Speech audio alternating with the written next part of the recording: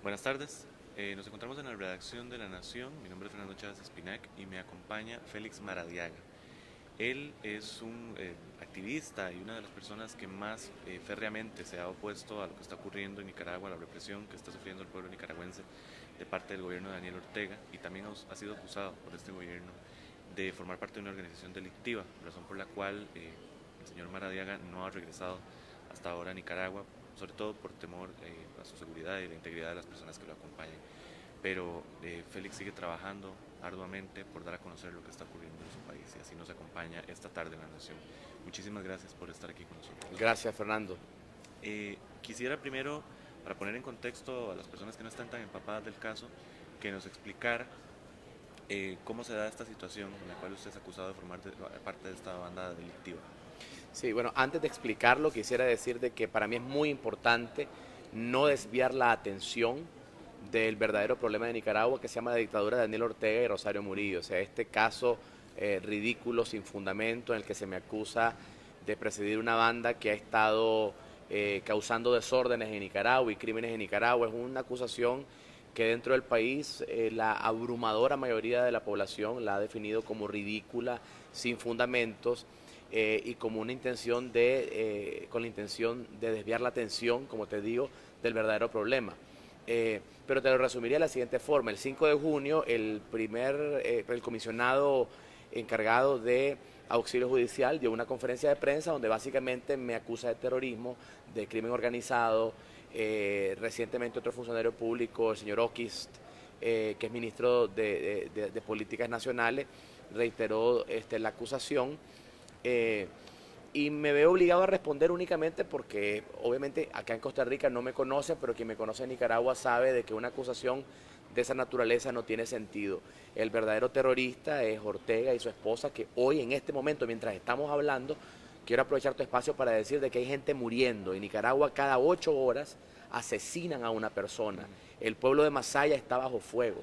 Los obispos de la conferencia episcopal llegaron a Masaya hace unas pocas horas y a pesar de eso, en una zona conocida como las Malvinas, por la parte del mercado, Sí. los policías continúan todavía atacando a la población. Esa es la situación en que nos encontramos en Nicaragua en este momento. Sí, claro, es una situación que continúa, no ha cesado de ninguna manera. Se intentó, digamos, llegar a una situación en la que fuera favorable para el diálogo, que hubiera una especie de calma, al menos que permitiera un diálogo más fluido, pero bueno, la violencia continúa definitivamente.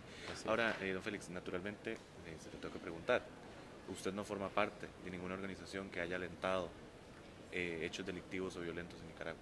No, en ningún momento. Y si en Nicaragua existiera un sistema judicial mínimamente creíble, yo me sometería, digamos, de inmediato a esa justicia que en Nicaragua no existe. Pero quiero aprovechar, y quizás sería la primicia, porque no lo he dicho en ningún otro medio, que yo públicamente me someto al criterio de la Comisión Internacional que se está estructurando, Claro. que va a investigar todos los casos. O sea, mi vida ha sido un libro abierto y me someto, digamos.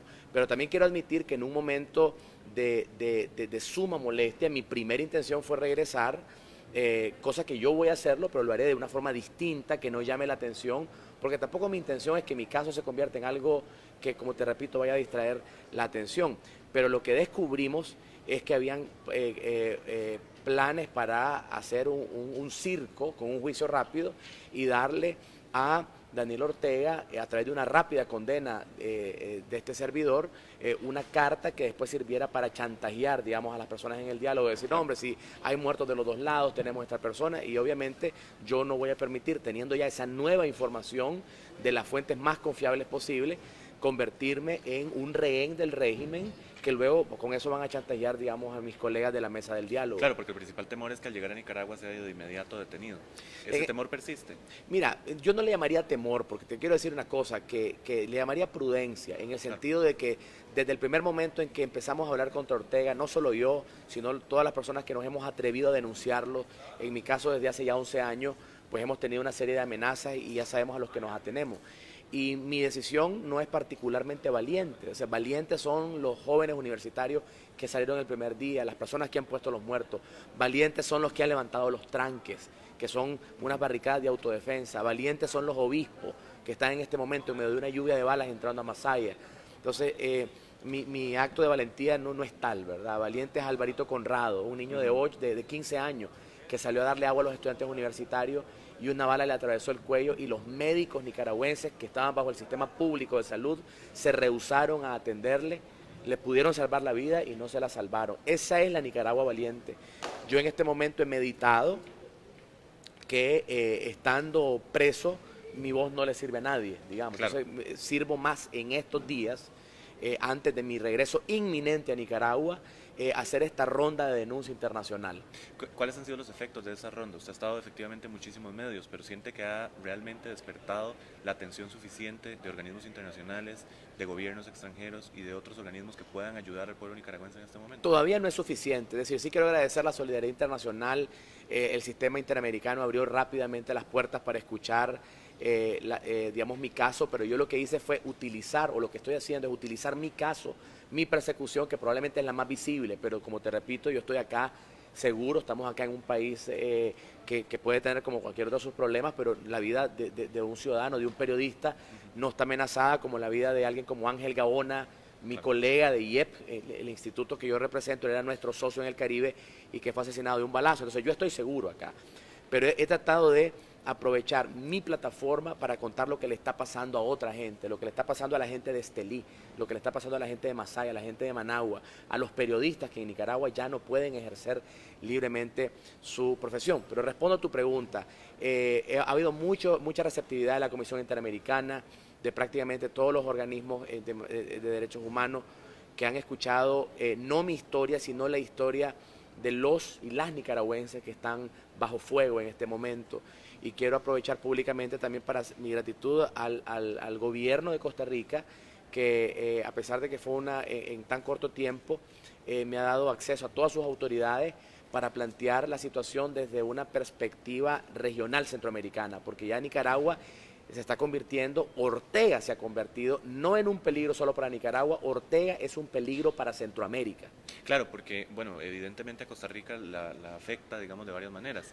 El primer golpe, como siempre que ocurre una crisis de este tipo, es el económico, pero inevitablemente también se convierte en una situación en la cual, por supuesto, con la generosidad que creo yo que le corresponde a cualquier país, recibiendo a los ciudadanos nicaragüenses que necesiten refugio y asilo aquí en el país, pero es que también se puede convertir en un problema que trasciende a las fronteras de Nicaragua con su violencia incluso.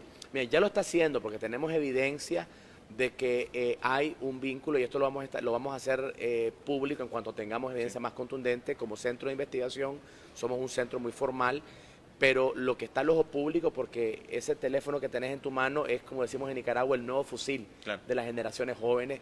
Los teléfonos permiten a través de sus cámaras capturar información por todos lados. Entonces hemos visto, por ejemplo, cómo militares han sido vestidos de civil para cometer atrocidades, como ex militares que están en situación de retiro también han tomado un uniforme policial para reprimir a la población, como personas que en conflicto con la ley, personas que estaban recientemente encarceladas por delitos de narcotráfico, de crimen organizado, están al frente de bandas armadas paramilitares para matar a la población civil. Es decir, el Estado nicaragüense a través de Daniel Ortega se ha convertido en un Estado terrorista, un Estado que se ha unido con las bandas criminales para asesinar a la población civil nicaragüense. Creo que de las cosas más impresionantes de esta crisis ha sido efectivamente ver la rapidez de la organización del aparato represivo, es decir, la rapidez con la que se actuó en contra de la población y también la clara evidencia, porque lo han dicho muchos organismos internacionales, de por ejemplo la utilización de francotiradores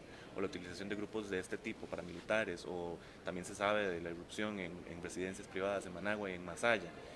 Creo que quizá parte de lo más sorprendente ha sido pensar, si no estallaba en este momento, ¿cuándo lo iba a hacer? Mira, yo creo que el gobierno de Ortega siempre estuvo a un paso de esto. Mira, yo en octubre del año 2009 emití una serie de publicaciones que están disponibles en internet. Una se llama La enfermedad de la dictadura, en el año 2009, en octubre, y otra en el mismo mes que se llama El Frente Juega con Fuego, donde hacemos un análisis de la unión entre el Frente Sandinista y grupos en conflicto con la ley y cómo esa combinación volátil podía llevar al país a un incendio, a una situación grave. En septiembre del 2016 preparamos un informe que le denominamos la olla de presión, ¿verdad?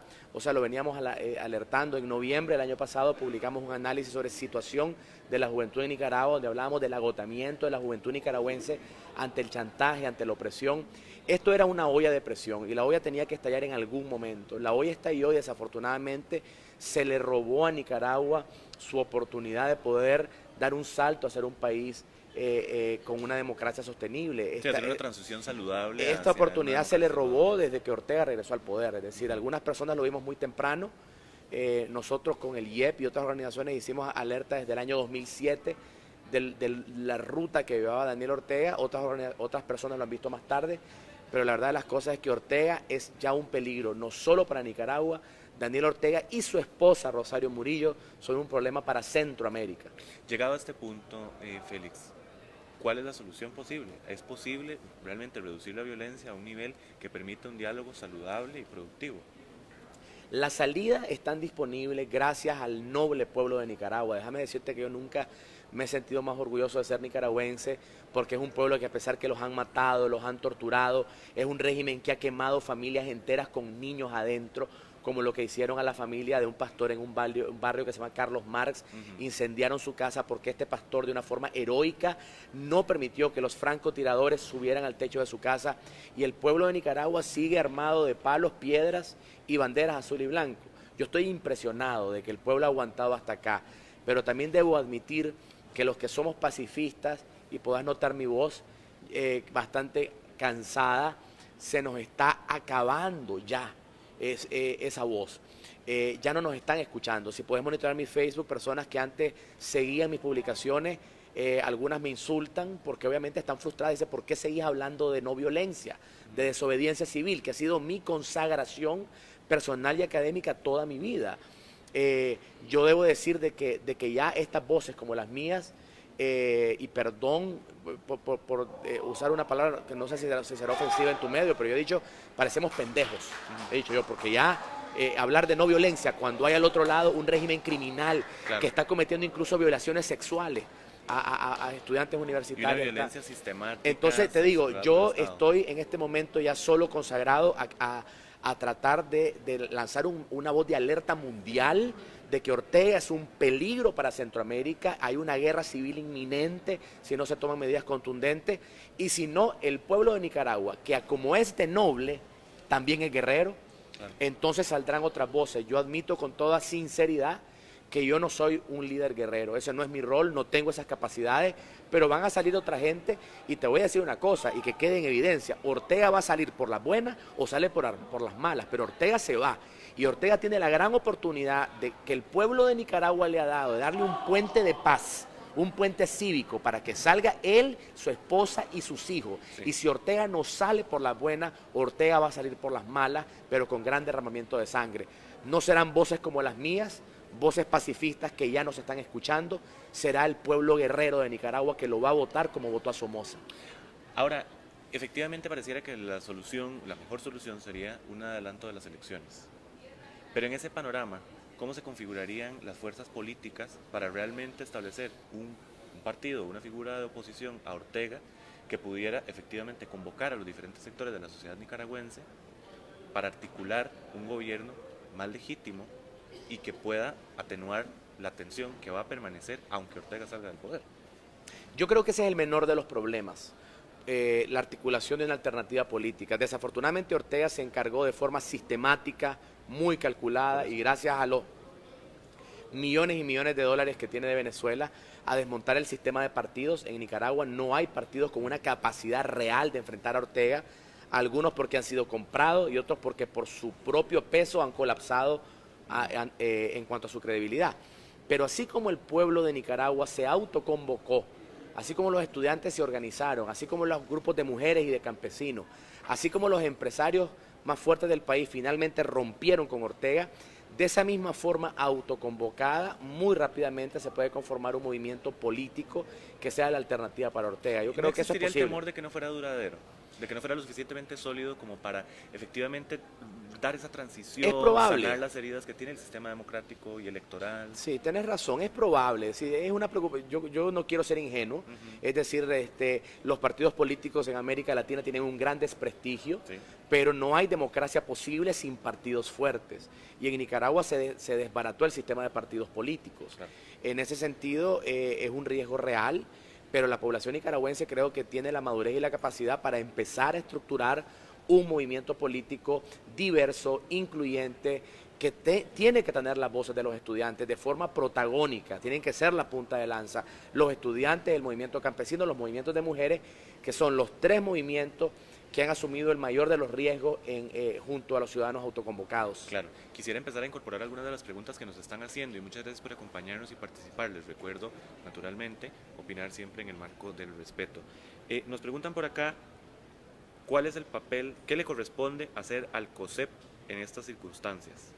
A los representantes de la empresa privada, Mira, un grupo articulado. el COSEP, en primer lugar, quiero agradecer que finalmente, después de muchos años, en los cuales, por ejemplo, mi organización con el COSEP tuvo una relación muy difícil porque nosotros instamos a tratar de romper ese pacto con el gobierno, pero como decimos en buen nicaragüense, esa ya es leche derramada, no miremos el pasado, miremos el futuro. Al COSEP quiero felicitarlo en su nueva actitud, me parece que rápidamente, a través de su participación en la Alianza Cívica, que es la instancia que está liderando el diálogo, ha tenido una actitud responsable, una actitud valiente, debe continuar con esa actitud y creo de que hay que seguir pensando ya en un paro nacional indefinido. Claro. Yo agregaría también que inclusive un paro fiscal, porque nuestros impuestos nicaragüenses, el impuesto que pagamos cuando compramos un refresco, cuando se compra un objeto en Nicaragua, de lo que sea, en un supermercado, esos impuestos están siendo utilizados para pagarle a los policías que nos están matando. Entonces yo le doy esta idea al COSEP, un paro fiscal, un paro nacional y continuar con la actitud que finalmente han tomado, pues que yo saludo. Sí, tenemos una visión optimista y efectivamente se adelantan las elecciones y se da esta situación en la que habría que hacer una transición hacia un proceso democrático más saludable y un proceso electoral mucho más seguro. Creo que va a haber un momento, como ha ocurrido en cualquier otra sociedad en crisis de este tipo, que se requiere un proceso de reconciliación. Sí. ¿De qué manera se podría establecer o formular ese proceso de reconciliación en Nicaragua hoy? ¿De qué manera cree que podría funcionar este inevitable y necesario diálogo y proceso de conversación y de acercarse de un lado a otro? Porque al fin y al cabo la sociedad va a seguir coexistiendo. Mira, yo te quiero agradecer por esa pregunta, porque yo creo que es una de las preguntas más estratégicas de qué va a pasar el día después de Ortega, ante el inminente colapso del orteguismo tarde o temprano. Yo creo que en primer lugar no podemos pensar en una reconciliación con impunidad. El gran problema que ha habido en Nicaragua es que los procesos similares a esto en la historia reciente han terminado con una enorme impunidad. Daniel Ortega salió de poder en 1990, en sus propias palabras dijo gobernaré desde abajo y en efecto lo hizo, mantuvo un chantaje permanente al gobierno de la presidenta Chamorro, con el gobierno de Arnoldo Alemán pactó, con el gobierno de don Enrique también lo arrinconó. Entonces lo que hay que hacer es que Daniel Ortega, si va a salir y si va a aceptar los términos que le está ofreciendo de manera muy sabia la mesa del diálogo, no puede seguir chantajeando al país y no puede tampoco pensar de que va a ser con impunidad, porque la reconciliación con la impunidad son incompatibles. Yo creo que eso es fundamental. Otra cosa es que Ortega, si bien evidentemente tiene el poder de la fuerza, creo que ha quedado claro en estas semanas de manifestaciones que ya no tiene el mismo poder político que tenía anteriormente, que ya no tiene el mismo apoyo que tenía anteriormente de grupos organizados y no organizados.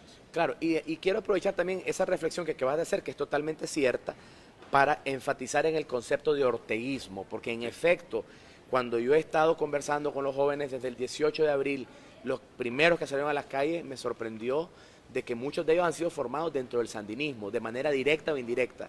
Yo me he referido a la juventud de las universidades públicas como hijos o nietos de la revolución. Entonces, realmente en Nicaragua no estamos hablando de un sandinismo, estamos hablando de un orteguismo, y creo que muchas de las personas que en su momento apoyaron a la revolución sandinista se sienten avergonzadas totalmente avergonzadas Sí, lo de han Daniel dicho Ortega. públicamente. Entonces eso es muy importante para la reconciliación, porque el pueblo de Nicaragua no está enojado con el legado del sandinismo, está enojado con lo que Ortega ha hecho con ese legado. Claro, es la contaminación discursiva, digamos que trata de plegar una cosa con la otra y de sumergir bajo esta autoridad todo el legado del sandinismo y lo que implicaba, porque evidentemente es una contradicción. En los Exactamente. términos. En ese sentido, ¿cuáles son algunas de las alternativas intelectuales e ideológicas para seguir adelante en Nicaragua? Mira, lo primero creo que, dado la ausencia de instituciones, y te lo dice alguien que, si bien es cierto, vengo de una formación en mi juventud muy cercana a la Iglesia Católica, y que creo en el Estado laico, la verdad de las cosas es que hay que aprovechar la oportunidad de que en el país tenemos una instancia colegiada de gran credibilidad como es la Conferencia Episcopal de Nicaragua. Entonces creo que la Conferencia Episcopal va a jugar un rol esencial en la transición, y creo que es importante que las fuerzas de sociedad civil generen mayor nivel de coordinación con la Conferencia Episcopal para empezar a trabajar un mecanismo de transición democrática. Eso creo que es muy importante. En segundo lugar, la comunidad internacional. Creo que Nicaragua va a terminar con un nivel de disrupción, digamos, en su paz social que está totalmente desbaratada. Y económicamente. Y económicamente ni se diga, ¿verdad? De que no lo podrá hacer sola. Nicaragua va a necesitar una ola de solidaridad internacional para su reconstrucción. El otro problema gravísimo es que no veo posible una Nicaragua caminando con el tipo de policía que tiene hoy. La Policía Nacional ha convertido su uniforme en un disfraz. Realmente no hay una Policía Nacional, tenemos una fuerza parapolicial, una fuerza paramilitar política vestida o disfrazada de policía que mata a la gente. Entonces tendremos que pensar en una fuerza policial, cómo limpiarla, y eso no se va a poder hacer solo. Me parece a mí que son algunos de los retos inmediatos. Una de las preguntas que nos hacen también es, ¿cuál es realmente el papel del ejército? ¿Qué está haciendo realmente el ejército? Penoso, es un papel penoso porque es un papel que no está a la altura del ejército que venían siendo. Déjame decirte una cosa, yo fui funcionario público en el Ministerio de Defensa como civil durante 9 años, conozco a muchos oficiales del ejército, conviví con ellos, he vivido al lado de algunas de las bases militares cuando me tocó trabajar en el tema de desarme en Nicaragua, y le llegué a tener una gran admiración al ejército. Pero el ejército de hoy no tiene que ver nada con el ejército de hace 12 años. ¿Por qué? Porque Ortega se encargó de mandar a un retiro acelerado a muchos de los oficiales que tenían un comportamiento profesional y un comportamiento íntegro. Y se aseguró de llenar en la base de la pirámide militar de jóvenes fanatizados. O sea, el ejército está lleno de muchos soldados que realmente se parecen mucho a la policía en cuanto a su fanatismo político, y también de comprar voluntades de generales a través de negocios. Ese fanatismo político que usted describe de la juventud y que efectivamente parece nutrir muchas de estas organizaciones paramilitares o represivas que están aterrorizando a la población nicaragüense, ese fanatismo, ¿dónde encuentra terreno fértil? ¿Qué es lo que hay en estos grupos que permitió que se implantara de una forma tan definitiva esta actitud tan reaccionaria y esta disposición a la opresión violenta? Encuentra terreno fértil en la falta de instituciones. Cuando las instituciones no son sólidas, entonces el personalismo, el caudillismo tiende a tener un peso mayor. Encuentra terreno fértil cuando no hay clase media. 9 de cada 100 nicaragüenses son clase media, pero más del 90% de la población vive con con menos de $12 al día. Entonces el gobierno de Nicaragua, a través de una estructura caudillista, una estructura personalista, ha engrandecido la figura de la pareja presidencial, en donde Nicaragua, para poder conseguir un cupo en una universidad, un puesto de trabajo, se obligó a la población a idealizar a esta pareja gobernante y a apartar a las instituciones. El gran reto histórico que tendremos es que una vez que salgamos de Ortega vamos a tener que empezar a construir instituciones democráticas para que nunca más se repita lo que estamos viendo en este momento. Claro. Bueno, ¿cuáles pasos siguen para usted?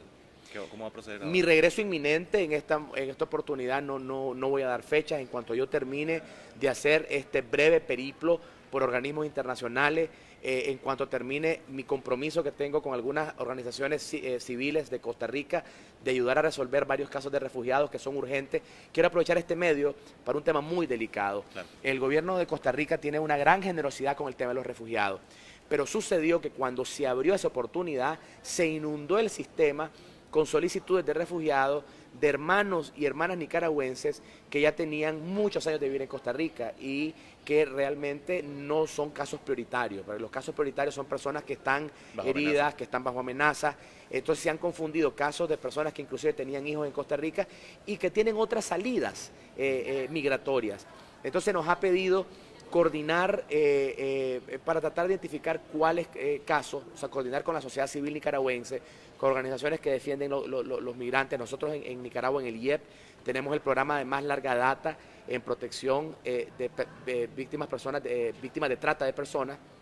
Entonces estamos activando nuestros mecanismos para filtrar cuáles son los casos más urgentes. Eso me tomará, digamos, algunos pocos días, pero no cometeré tampoco el error de anunciar mi llegada. Será una llegada lo más discreta posible. Claro.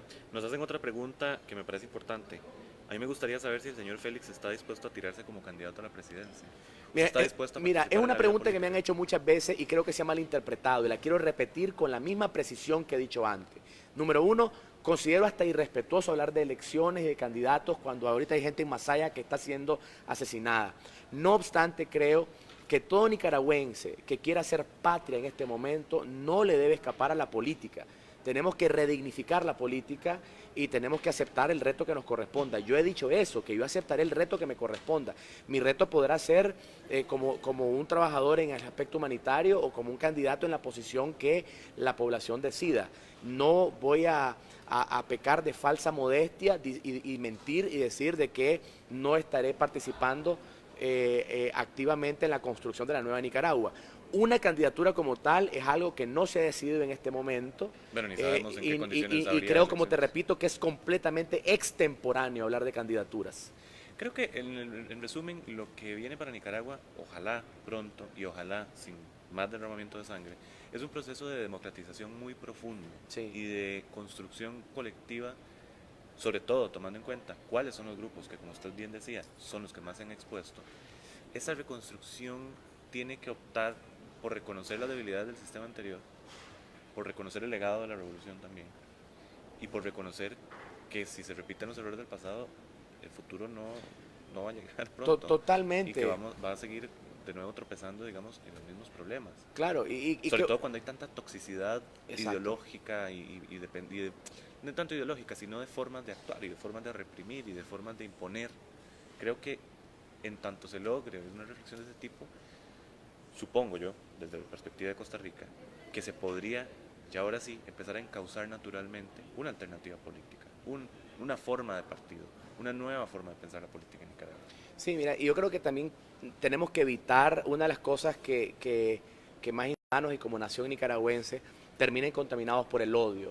Claro. Eso es una cosa que me preocupa mucho, ¿verdad?